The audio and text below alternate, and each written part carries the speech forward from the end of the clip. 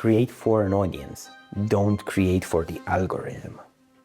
The algorithm is the audience. The algorithm hasn't changed. Not the way people like to think it's changed. Of course, it has evolved to serve people the content that they are interested into the most. I don't think it's changed in the way of like, oh yeah, if you don't do this, then the algorithm will punish you or something like that. I think it's the way you and I have changed. Like the way we consume have changed. Like our taste has changed. Things that I used to like a couple of years ago, like tutorials, reviews, and all that stuff, I don't know. Nowadays, I'm like, I will watch a couple of minutes of a video, and then I will just either 2x the speed or skip completely.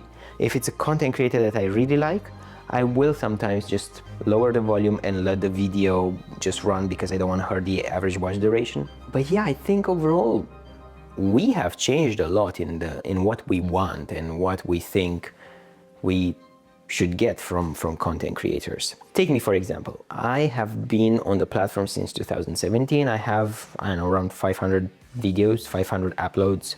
But I feel like overall I haven't provided enough value for the users, for the people who follow me, to actually grow, you know? Haven't been consistent. And I definitely cared more about my ego than the actual value that I provided, than the actual content that I gave to the people, you know what I mean? A lot of creators make content because of their ego, and it's all about me, and not about you. And as much as sometimes I want to try to make it about the content and about the people, it's fucking hard. And this is one of the hardest fucking lessons ever, because yeah.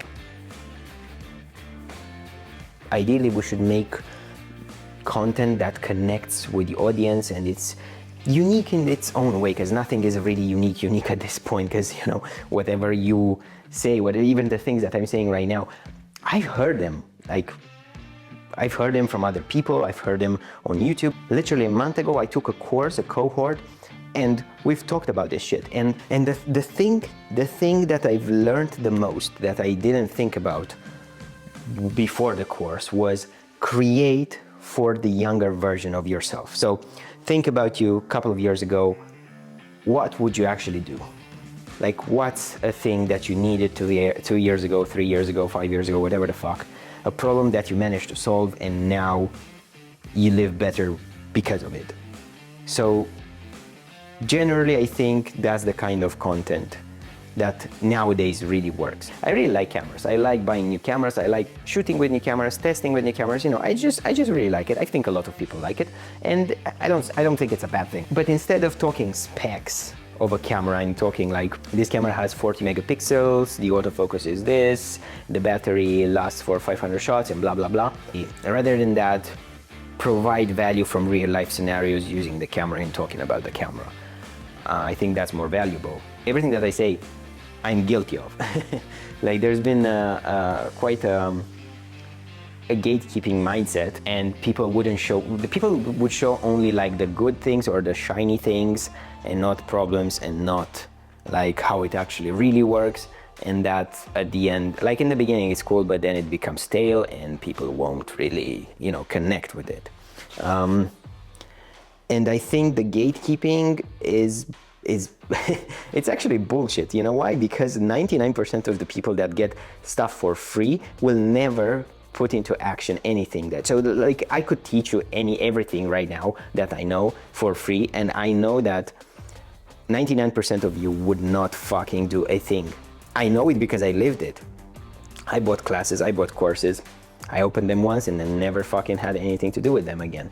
But you see, the thing is this, the more you increase the value of a service that you're offering, the more people will be like, okay, I just spent 3K for this lesson or workshop or whatever, better be fucking putting into practice what I've learned, because, you know, let's make money back. I am seeing creators doing the same thing they did like 3 years ago, and then asking themselves, why the fuck isn't this working? Creators with like 500K, 300K, you know, hundreds of thousands of subscribers, and you see them getting like 8K, 3K, 15K, but not getting the views that they used to get in the golden age, let's say.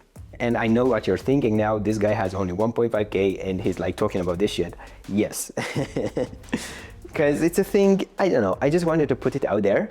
And I think it's providing value because I'm trying to tell people that you should create for your audience things that already interest you and not for an algorithm, because the algorithm will take the content and will bring it to your audience.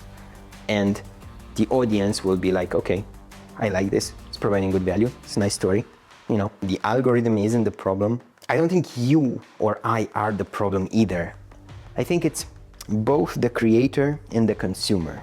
Like, you kind of have to shift your mentality around how content is being consumed and to try to give as much value as you can to the end user. And consistency is key, but I think I'd rather put a little bit more work rather than being super duper consistent. So instead of posting like once a week, if you feel like you cannot post once a week, my case, do it every 10, 12 days. Because I've tried to post like consistently and lower my quality a little bit, but in the end it resulted in like shit work that, I don't know, it just made me feel bad. Create for the audience, not the algorithm. That's all I can say.